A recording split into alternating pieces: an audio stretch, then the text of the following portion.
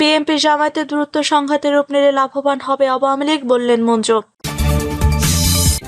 এদিকে স্থানীয় সরকার নির্বাচনে দলীয় নেতাদের যুদ্ধ করার কথা বললেন জামায়াত আমির। জানাবো পশ্চিম থেকে একটি বাতাস আসছে, কিসের ইঙ্গিত দিলেন ফজলুর রহমান। এবং সর্বশেষ জানাবো ফারাক্কা বাঁধ এখন মরণ ফাঁদে পরিণত হয়েছে, বললেন মির্জা ফখরুল। শুনছিলেন সংবাদ শিরোনাম, এবারে বিস্তারিত। বিএনপি জামায়াতের দূরত্ব সংঘাতের রূপ নিলে লাভবান হবে আওয়ামী লীগ, বললেন মঞ্জু। বিএনপি জামায়াতের মধ্যে দূরত্ব সংঘাতের রূপ নিলে আওয়ামী লীগ লাভবান হবে বলে মন্তব্য করেছেন আমার বাংলাদেশ পার্টির চেয়ারম্যান মুজিবুর রহমান মঞ্জু। মুজিবুর রহমান মঞ্জু বলেন, 1991 সালে জামায়াতের সমর্থন নিয়ে বিএনপি সরকার গঠন করেছিল। পরবর্তীতে শিক্ষা প্রতিষ্ঠানে ছাত্র সংগঠনগুলোর প্রভাব বিস্তারকে কেন্দ্র করে তাদের মধ্যে বৈরী সম্পর্ক তৈরি হয় এবং একাধিক রক্তক্ষয়ী সংঘর্ষের ঘটনা ঘটে। এ ধারাবাহিকতায় 1996 সালে আওয়ামী লীগ ক্ষমতায় আসে। পরবর্তীতে রাজনৈতিক বাস্তবতা ও আত্মপর্যালোচনার প্রেক্ষিতে 2001 সালে বিএনপি ও জামায়াত আবারও জোটবদ্ধ হয় এবং দীর্ঘ সময় ধরে ক্ষমতার অংশীদারিত্ব রাজনৈতিক আন্দোলনে একে অপরের সহযোগী হিসেবে ভূমিকা পালন করে। তিনি আরও বলেন, বর্তমান রাজনৈতিক প্রেক্ষাপটে উভয় দল আবারও মুখোমুখি অবস্থানে চলে যাচ্ছে। এই দূরত্ব যদি সংঘাতের রূপ নেয় তবে তা স্বাভাবিকভাবে পতিত ফ্যাসিবাদী আওয়ামী লীগকে রাজনৈতিকভাবে লাভবান করবে। তিনি বলেন, দেশের বিভিন্ন শিক্ষা প্রতিষ্ঠান ক্রমশ উত্তপ্ত হয়ে উঠছে। পাশাপাশি ক্ষমতাসীন বিএনপির অভ্যন্তরীণ কুন্দল এবং বিএনপি জামায়াতের মধ্যে সংঘাতমুখী পরিস্থিতি উদ্বেগজনকভাবে বৃদ্ধি পাচ্ছে। এই প্রবণতা এখনই নিয়ন্ত্রণ না করা হলে দেশে আইন শৃঙ্খলা পরিস্থিতি সরকারের নিয়ন্ত্রণের বাইরে চলে যেতে পারে। তিনি আরও বলেন, পুলিশকে দলীয় বাহিনী হিসেবে ব্যবহারের অতীত প্র্যাকটিস পুনরায় ফিরে আসার শঙ্কা দেখা দিচ্ছে। একই সঙ্গে পুলিশ সংস্কার কমিশন গঠন, স্বাধীন বিচার বিভাগ ও দুর্নীতি দমন কমিশনকে শক্তিশালী করার ক্ষেত্রে সরকারের পশ্চাৎপসরণ ভবিষ্যতে আরও জটিল পরিস্থিতি সৃষ্টি করতে পারে বলে তিনি আশঙ্কা প্রকাশ করছেন। স্থানীয় সরকার নির্বাচনে দলীয় নেতাদের যুদ্ধ করার কথা বলেন জামায়াত আমির।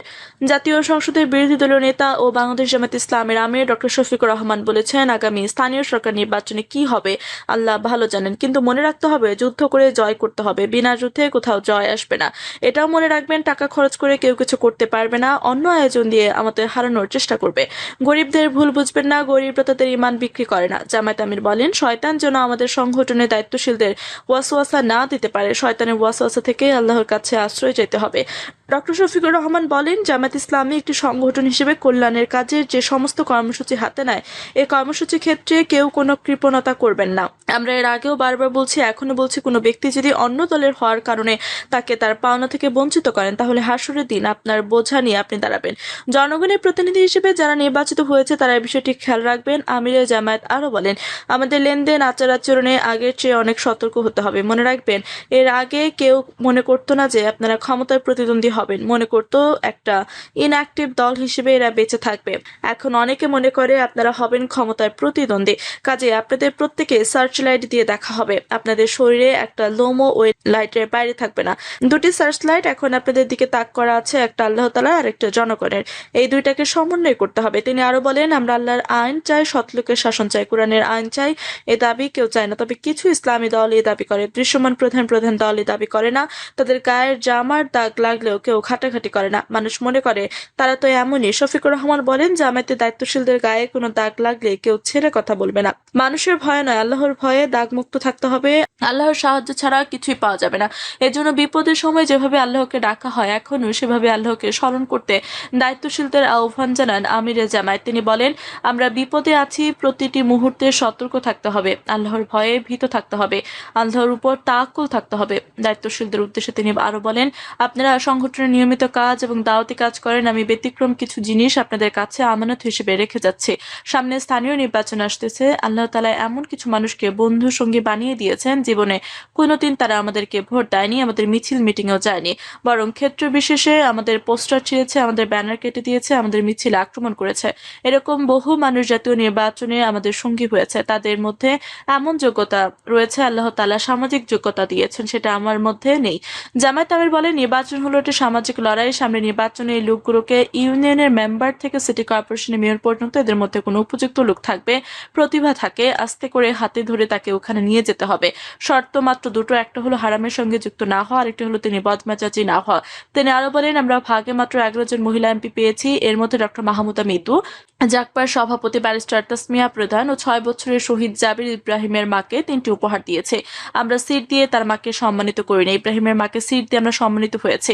আমিরের জামায়াত বলেন, 17.5 বছর এই জাতির ঘাড়ে একটি বোঝা চেপে বসেছিল। 2024 সালের জুলাই আগস্ট বিপ্লবের মধ্য দিয়ে আল্লাহ তাআলা সেই বোঝাটি সরিয়ে দিয়েছেন। পশ্চিম থেকে একটি বাতাস আসছে, কিসের ইঙ্গিত দিলেন ফজলুর রহমান। ভারতের পশ্চিমবঙ্গে গত 23 ও 29 এপ্রিল বিধানসভা নির্বাচন হয়।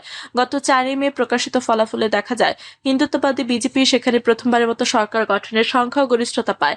পরে মুখ্যমন্ত্রী হিসেবে শপথ নেন শুভেন্দু অধিকারী ও অন্যান্য মন্ত্রীরা। তাদের শপথে প্রধানমন্ত্রী নরেন্দ্র মোদী ও কেন্দ্রীয় স্বরাষ্ট্রমন্ত্রী অমিত শাহ উপস্থিত ছিলেন। দেশটির পশ্চিমবঙ্গ অন্য দেশের হিন্দুত্ববাদীরা মাথাচাড়া দিয়ে উঠছে, বিষয়টি নিয়ে উদ্বেগ প্রকাশ করছেন কিশোরগঞ্জ 4 আসনের বিএনপি দলীয় সংসদ সদস্য বীর মুক্তিযোদ্ধা ফজলুর রহমান। তিনি বলেন, পশ্চিম থেকে কিন্তু একটা বাতাস আসতেছে। সম্প্রতি গণমাধ্যমকে দেয়া এক সাক্ষাৎকারে তিনি কথা বলেন। আপনি বাতাস সম্পর্কে কি বোঝাতে চেয়েছেন? উপস্থাপকের প্রশ্নের উত্তরে ফজলুর রহমান বলেন, মমতা ব্যানার্জি তো 15 বছর একদম অপ্রতিহিতভাবে পশ্চিম বাংলার শাসন ক্ষমতায় ছিলেন। তার একটা নীতি ছিল, একটা আদর্শ ছিল। এখন যারা আসতে তারা কিন্তু কেন্দ্রের প্রতিনিধি। মমতার কিন্তু কোনো কেন্দ্র ছিল না, ইন্ডিভিজুয়াল দুর্বলতাটাই তার এখানেই। এখন দেখেন, কালকে থেকে আর্মি নামতে হয়েছে রাস্তায়, খুনাখুনি 3 জন মারা গেছে। এই নেতা বলেন, এই যে অবস্থা চলছে এটা তো গ্লোবাল পলিটিক্স। পশ্চিম বাংলায় যেটা হয়েছে আমরা এখানে এফেক্ট পড়বে না, আমার এখানে এফেক্ট পড়বে না, এখানে আমি বলছি সেটা। তিনি বলেন, খুব সাবধান, খুব কন্ট্রাডিকশন করে পলিটিক্স কিন্তু করা যাবে না। বিএনপির নেতা বলেন, আজকে আমি আপনাকে বলি, শেখ হাসিনা সহ যারা কুকর্ম করেছে, আমি অমানুষ পশু বলে এদের যে কত বকাবকি করেছি, কি শাস্তি ফ্যাসিস্টদের হওয়া উচিত। আজকে যদিও বলছি মুক্তিযোদ্ধাদের ছেড়ে দেন, জামিন দেন অন্তত। তিনি বলেন, সেই 15 বছর যারা অত্যাচার করেছে আনিসুল হককে বারবার বলছি, এই আনিসুল হক তুমি কিন্তু সিরাজুল হকের ছেলে, তোমার সিরাজুল হক বাবা কিন্তু এদেশের প্রতিষ্ঠায় বঙ্গবন্ধুর বন্ধু ছিল। সাবধান আনিসুল হক, তুমি কিন্তু পলিটিক্স করো নাই। ওই ওবায়দুল কাদের আমি কিন্তু বারবার বলেছি আমার কথাগুলো ঠিক হয়েছে না ব্যাঠিক হয়েছে। এখন দেখেন আনিসুল হকের জন্য কে কান্দে। এখন তো ন্যাংটা অবস্থায় ধরা পড়েছে সদরঘাটে বৈশা। এই নেতা বলেন, যারাই কঠিন কঠিন কথা বলতো, মনে করতো এই পৃথিবীতে আমার দিন আনা যাবে না, সূর্য আর ডুববে না, তারা জানতো না সূর্য কিন্তু ডুববে। আবার যারা সূর্য ডুবার পরে ক্ষমতা আসবে তাদেরও মনে করা উচিত যে সূর্য কিন্তু আবার পূর্ব দিকে উঠবে। আমি কিন্তু আপনাকে বলি, আমার বয়স 78 বছর। এই সরকার যদি 5 বছর থাকে তাহলে কত বছর হবে? 83 বছর পরে আমি আর পলিটিক্স করব না, আল্লাহ বিল্লাহ করব। আমি ওই সময় আর জেল খাটতে চাই না। কেন জেল খাটবো আমি? আমার আমার নাতির ছেলে পেলে থাকবে, আমি তাদের বাড়িতে রেখে জেলে থাকবো? আমি এই কালচার, পলিটিক্যাল কালচার বাংলাদেশে চাই না। ফারাক্কাবাদ এখন মরণ ফাঁদে পরিণত হয়েছে বললেন মির্জা ফখরুল। জীববৈচিত্র্য ও পরিবেশগত ঝুঁকি উপেক্ষা করে তৎকালীন আওয়ামী লীগ সরকার ভারতকে পরীক্ষামূলকভাবে ফারাক্কাবাদ চালুর অনুমতি দিয়েছিল। সেই বাঁধ এখনো চালু থাকা এটি দেশের জন্য মরণ ফাঁদে পরিণত হয়েছে বলে মন্তব্য করেছেন বিএনপি মহাসচিব ও স্থানীয় সরকার মন্ত্রী মির্জা ফখরুল ইসলাম আলমগীর। তিনি বলেন, বাংলাদেশের মানুষ পানির ন্যায্য হিস্সা থেকে বঞ্চিত হচ্ছে। মির্জা ফখরুল বলেন, ভারতের গঙ্গা নদীর ফারাক্কা পয়েন্টে বাঁধ নির্মাণ করে অভিন্ন নদীর পানি একতরফা প্রত্যাহার শুরু করা হয়, যার ফলে বাংলাদেশের উত্তর পশ্চিমাঞ্চল প্রায় মরুভূমিতে পরিণত হয়েছে। ওই এলাকায় পানিসহ নানাবিধ প্রাকৃতিক ভারসাম্যহীনতা তীব্র আকার ধারণ করেছে। বিএনপির মহাসচিব বলেন, 16 মে বাংলাদেশের জাতীয় আন্দোলনের এক ঐতিহাসিক ও তাৎপর্যময় দিন। আজ থেকে 49 বছর আগে অবিসংবাদিত মুসলিম জননেতা মাওলানা আব্দুল হামিদ খান ভাসানী ডাকে সারা দেশে লাখো জনতা ভারত থেকে বাংলাদেশে প্রভাবিত গঙ্গা নদীর পানি আন্তর্জাতিক আইন অনুযায়ী ন্যায্য হিস্সা আদায়ের সংগ্রামে ফারাক্কা অভিমুখে ঐতিহাসিক লং মার্চে অংশ নেন।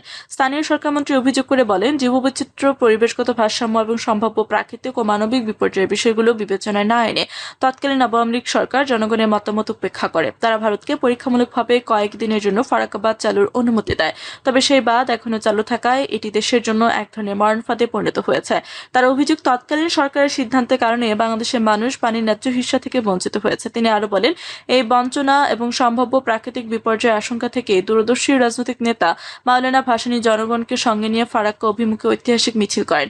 ওই কর্মসূচির মাধ্যমে তিনি ভারত সরকারের কাছে প্রতিবাদ জানান এবং বিষয়টি বিশ্ব সম্প্রদায়ের নজরে আনেন। এরপর থেকে ব্যাপক মানবিক বিপর্যয়ের আশঙ্কার সঙ্গে যুক্ত ফারাক্কাবাদ আন্তর্জাতিক পরিমণ্ডলে আলোচনার গুরুত্বপূর্ণ বিষয়ে পরিণত হয়। ফারাক্কা দিবসে তাৎপর্য তুলে ধরে মির্জা ফখরুল বলেন, আন্তর্জাতিক আইন কানুন ও কনভেনশনের তোয়াক্কা না করে ভারত থেকে বাংলাদেশে প্রভাবিত 54টি অভিন্ন নদীতে একের পর এক বাঁধ নির্মাণে নদীর ধারাকে বাধাগ্রস্ত করে একতরফা নিজেদের অনুকূলে পানি প্রত্যাহার বাংলাদেশের অস্তিত্বের জন্য বিপজ্জনক হয়ে উঠছে। বাংলাদেশ নিষ্ফলা উৎসর ভূমি হয়ে ওঠার আলামত ইতিমধ্যেই ফুটে উঠেছে। প্রিয় দর্শক, এই ছিল এখনকার মতো সর্বশেষ সংবাদ। আপনি সব সংবাদ পেতে চ্যানেলটি সাবস্ক্রাইব করে পাশে থাকা বেল বাটনটি ক্লিক করে রাখুন।